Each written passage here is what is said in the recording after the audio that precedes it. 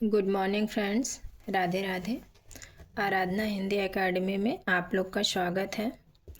तो फ्रेंड्स, भक्ति काल में सूफी काव्य धारा को पढ़ रहे थे।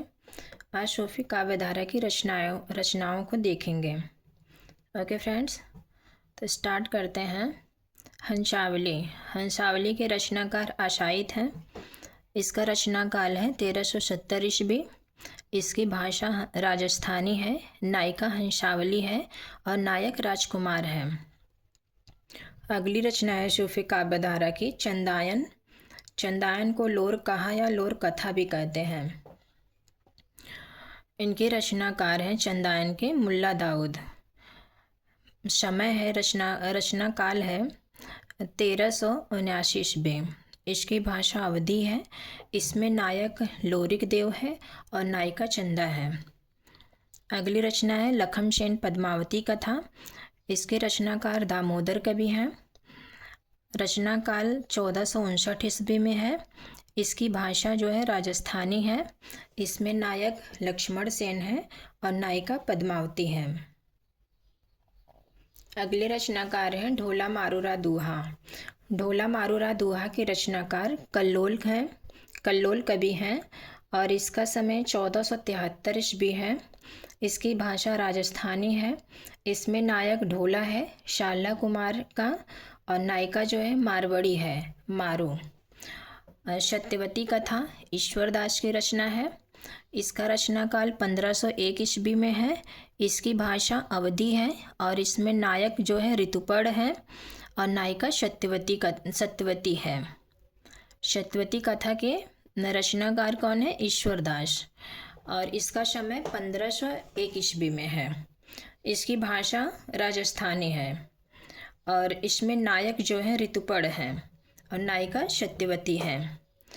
अगली रचना है मृगावती।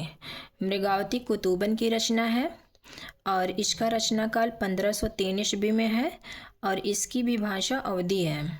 इसमें नायक राजकुमार है और नायिका मृगावती है। अगली रचना है माधवानल कामकंदला। माधवानल कामकंदला के रचनाकार गणपति हैं और इसका रचनाकाल 1527 ईस्वी है। भाषा राजस्थानी है। इसमें माधवानल कामकंदला के नायक जो हैं माधव हैं और नायिका जो है कामकंदला है। अगले कवि हैं पद्मावत। पद्मावत की रचना है मलिक मोहम्मद जायसी। पद्मावत के रचनाकार कौन है? मलिक मोहम्मद जायसी। और रचना काल का समय है 1540 ईस्वी। पद्मावत की भाषा ठेठ अवधी है। पद्मावत में नायक रतन सेन है और नायिका पद्मावती है। अगली रचना है मधुमालती। मधुमालती के रचनाकार मंजन है। रचना काल जो है 1545 ईस्वी में है। इसकी भाषा अवधी है। नायक इसमें मनोहर है, नायिका मधुमालती है। रूप मंजरी नंददास की रचना है। रचना काल है 1568 ईस्वी में और रूप मंजरी की भाषा ब्रज है। इसमें नायक कृष्ण है और नायिका रूप मंजरी है। अगली रचना है माधवानल कामकंदला चौपाई। माधवानल कामकंदला पूछे तो गणपत की रचना बताना है। माधवानल कामकंदला चौपाई पूछे तो कुशल लाभ। इसके रचनाकार कुशल लाभ हैं। रचना काल का समय है 1556 ईस्वी। इसकी भाषा राजस्थानी है। इसमें नायक माधव है, नायिका कामकंदला है। अगले रचनाकार हैं माधवानल कामकंदला। आलम की रचना है। रचना काल है 1584 ईस्वी। इसकी भाषा अवधी है। इसके नायक जो है माधव है और नायिका कामकंदला है। सूफी काव्य धारा की अगली रचना है चित्रावली। चित्रावली के रचनाकार उस्मान है और रचना काल इसका 1613 ईस्वी है। इसकी भाषा अवधी है और नायिका सुजान है। नायक सुजान है और नायिका चित्रावली है। अगले रचनाकार हैं रसरतन। रसरतन पोहकर की रचना है। रचना काल है 1618 ईस्वी। इसकी भाषा अवधी है। नायक सोम है, नायिका रंभा है। अगली रचना है ज्ञानदीप। ज्ञानदीप शेख नबी की रचना है। रचना काल 1600 19 ईस्वी में है। इसकी भाषा अवधी है। इसमें नायक ज्ञानदीप है और नायिका देवयानी है। सूफी काव्यधारा की अगली रचना है पोपावती। पोपावती के रचनाकार दुख हरदास हैं। इनका रचना काल है 1699 ईस्वी में। इसकी भाषा अवधी है। नायक राजकुमार है, नायिका पोपावती है। हंस जवाहिर कासिम शाह की रचना है। हंस जवाहिर कासिम शाह की रचना है। रचना काल है 1731 ईस्वी। इसकी भाषा अवधी है। इसके नायक हंस हैं और नायिका जवाहिर हैं। माधवानल कामकंदला चरित। माधवानल कामकंदला चरित बोधा की रचना है। बोधा की रचना है। रचना काल है 1752 ईस्वी। भाषा ब्रज है। इसके नायक माधव हैं और नायिका कामकंदला हैं। इंद्रावती के रचनाकार हैं नूर मोहम्मद। इंद्रावती इसके रचनाकार हैं नूर मोहम्मद। रचना काल है 1744 ईस्वी। इसकी भाषा अवधी है। इसके नायक राजकुंवर हैं और नायिका इंद्रावती है। इंद्रावती जो है आगमपुर की रहने वाली है और राजकुमार जो है ये कालिंजर का रहने वाला है। अनुराग बांसुरी नूर मोहम्मद की रचना है। रचना काल इसका 1769 ईस्वी है। इसकी भाषा अवधी है। इसके नायक अंतःकरण हैं और नायिका सर्वमंगला है। अनुराग बांसुरी के नायक कौन है? अंतःकरण और नायिका सर्वमंगला है। यूसुफ जुलेखा रचनाकार शेख निसार हैं और रचना काल इसका 1790 ईस्वी में है। इसकी भाषा अवधी है। नायक यूसुफ हैं और नायिका जुलेखा है। मधुमालती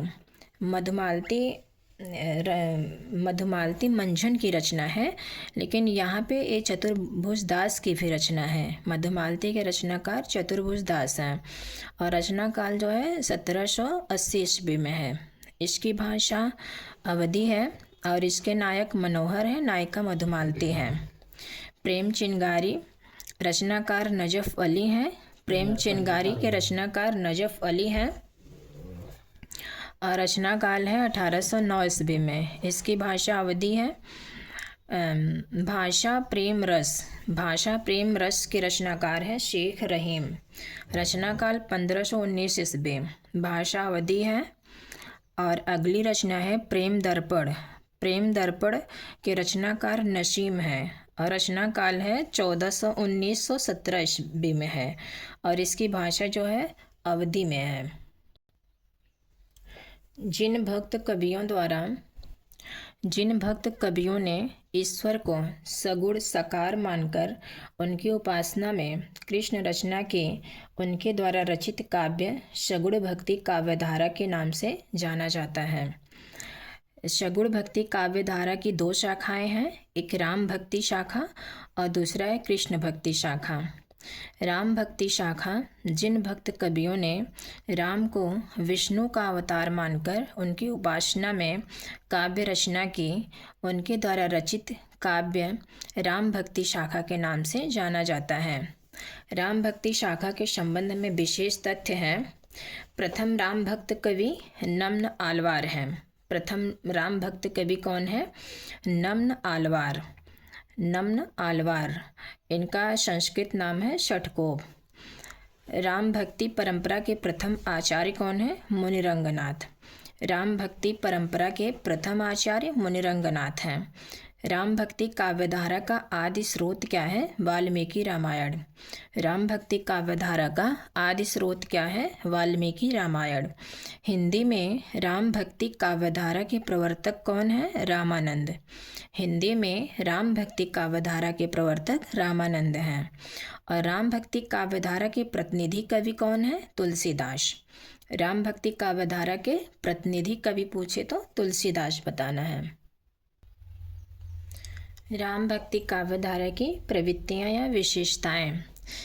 राम की विष्णु के अवतार के रूप में प्रतिष्ठा। राम भक्ति काव्यधारा में राम को जो है विष्णु के अवतार के रूप में प्रतिष्ठा। उमा एक अखंड रघुराई, नर गति भगत कृपाल दिखाई। काव्य में लोक मंगल का भाव, कीर्ति भनीति भूति भल सोई, सुरसुरी सम सब करहित होई। ये तुलसीदास की पंक्तियाँ हैं। समन्वयवाद है इसमें। अगुनहि शगुनहि नहीं कहूँ भेदा, उभय हरहि भव संभव खेदा। सगुण एवं निर्गुण में समन्वय दिखाए गए हैं। शिव द्रोही मम दास कहावा, सो नर मोहि सपनेहु नहीं भावा। उमा कहूँ मैं अनुभव अपना, सत्य करि भजन जगत सब सपना। इन दोनों पंक्तियों में शैव वैष्णव मतों में समन्वय है। काव्य रूपों में समन्वय है, भाषाओं में समन्वय, गृहस्थ एवं वैराग्य में समन्वय, ज्ञान और भक्ति में समन्वय, राज प्रजा में समन्वय।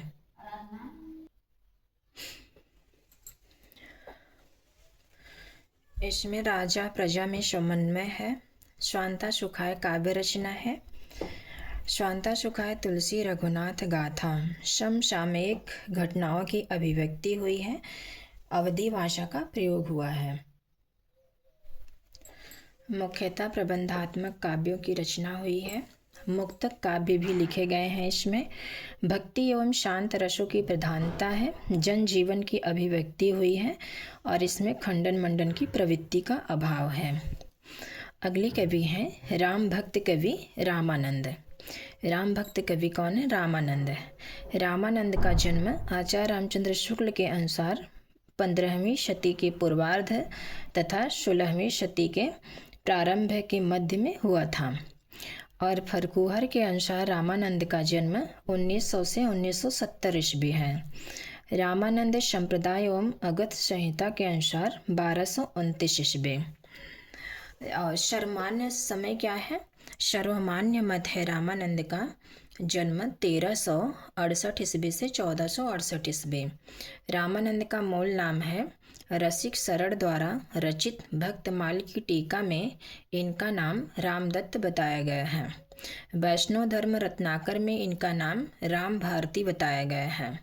जन्म स्थान इनका है मैकॉलिफ एवं फरकूहर के अनुसार मैलकोट मैसूर में है। अगस्त संहिता के अनुसार इनका जन्म 1229 है।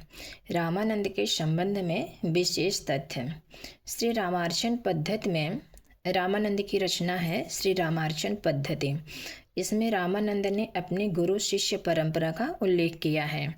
रामानंद ने अपनी गुरु शिष्य परंपरा का उल्लेख अपनी किस रचना में किया है? तो श्री रामार्चन पद्धति में। इस रचना के अनुसार रामानंद रामानुजाचार्य की शिष्य परंपरा में आते हैं।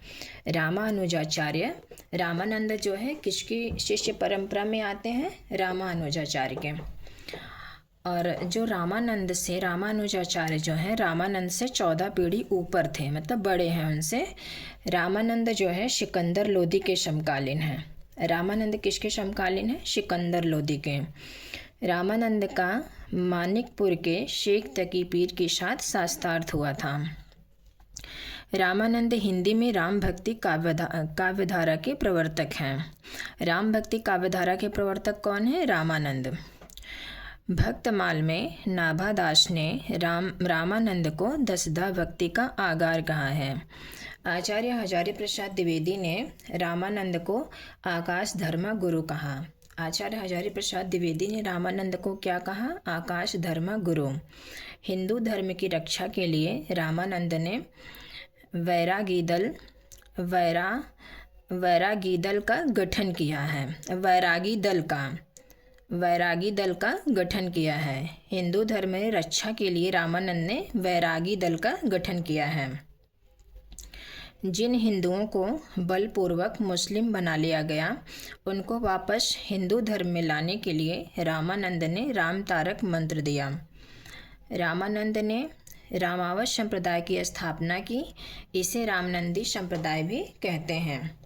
रामानंद ने किसकी स्थापना की? रामावत संप्रदाय की। और उसे क्या कहते हैं? रामानंदी संप्रदाय भी कहते हैं, रामावत संप्रदाय को। कालांतर में रामावत संप्रदाय रामानुजाचार्य के श्री संप्रदाय में विलीन हो गए। रामावत संप्रदाय की प्रधान पीठ कहाँ है? गलता, जयपुर, राजस्थान में। रामानंद पहले व्यक्ति हैं जिन्होंने भक्ति के द्वार सभी के लिए खोल दिए थे। रामानंद के शिष्य कौन हैं? भक्तमाल में नाभादास ने रामानंद के 12 शिष्यों का उल्लेख किया है। भक्तमाल में नाभादास की रचना है भक्तमाल, उसमें रामानंद के 12 शिष्यों का उल्लेख किया है नाभादास ने। ये 12 शिष्य हैं अनंतानंद, सुखानंद, सुरसुरानंद, नरहरियानंद, भावानंद, पीपा, धन्ना, रैदास, कबीर, सेन, सुरसुरी, पद्मावती। इसमें 2 शिष्याएँ हैं। कौन कौन सी हैं 2 शिष्याएँ? सुरसुरी और पद्मावती। टिप्पणी है, नागरी पचानी सभा काशी ने रामानंद के 12.5 शिष्य मानते हैं। आधा शिष्य जो है संपूर्ण राम भक्ति काव्यधारा के हैं। रामानंद की रचनाएं। आचार्य रामचंद्र शुक्ल ने रामानंद की निम्नलिखित 2 संस्कृत रचनाओं का उल्लेख किया है। आचार्य रामचंद्र शुक्ल ने रामानंद की संस्कृत रचनाओं का उल्लेख किया है। संस्कृत में इनकी 2 रचनाएं हैं, श्री वैष्णव मताब्ज भास्कर और श्री रामार्षण पद्धति।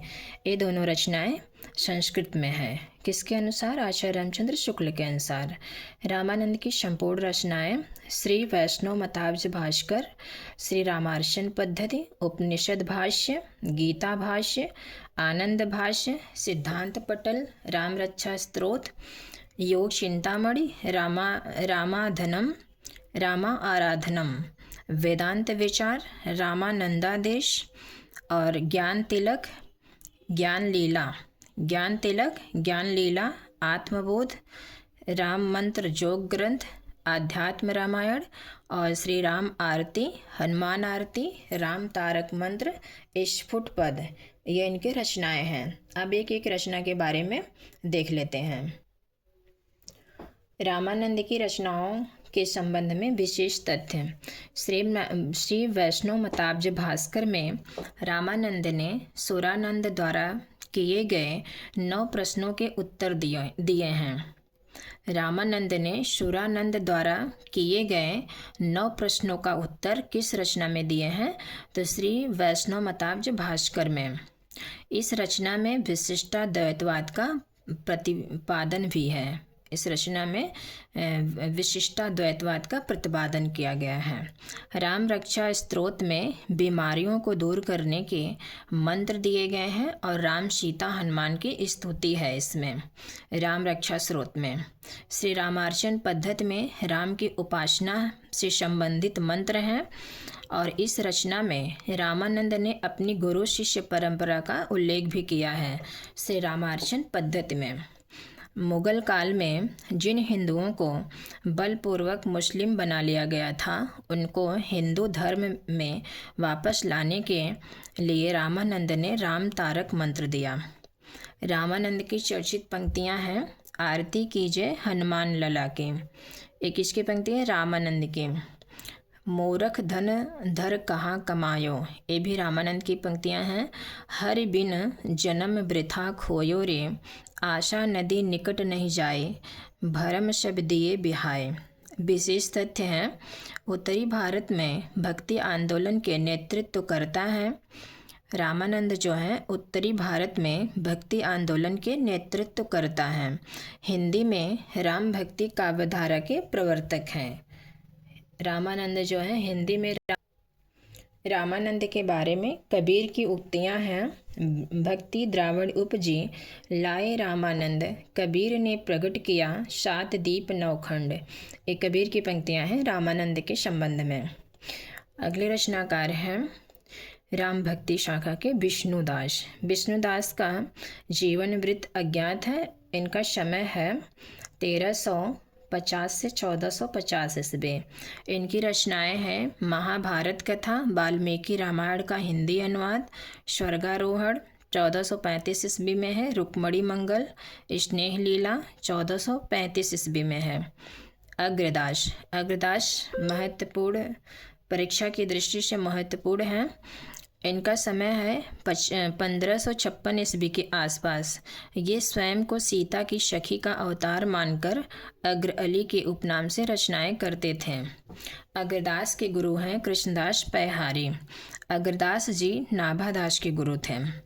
अग्रदास की रचनाएं हैं ध्यान मंजरी, राम भजन मंजरी, रामाष्टयाम, ये संस्कृत में है रचना, उपासना बावनी, श्रृंगार रस सागर, हितो उपदेश उपाख्यान बावनी या हितो उपदेश भाषा। विशेष तथ्य है राम भक्ति में रसिकता के समावेश का श्रेय अग्रदास जी को है। इन्होंने रेवासा सीकर में पड़ता है में सीता जी का मंदिर ललीलाल का मंदिर नाम से बनवाया अग्रदास ने। अग्रदास के प्रमुख शिष्य हैं नाभादास, जंगी, प्रयागदास, पूरनदास, बनवारी दास, भगवान दास, जगन्नाथ दास, ये अग्रदास के शिष्य हैं। आलोचकों के कथन, इनकी रचना बहुत ललित और मजी हुई भाषा में है।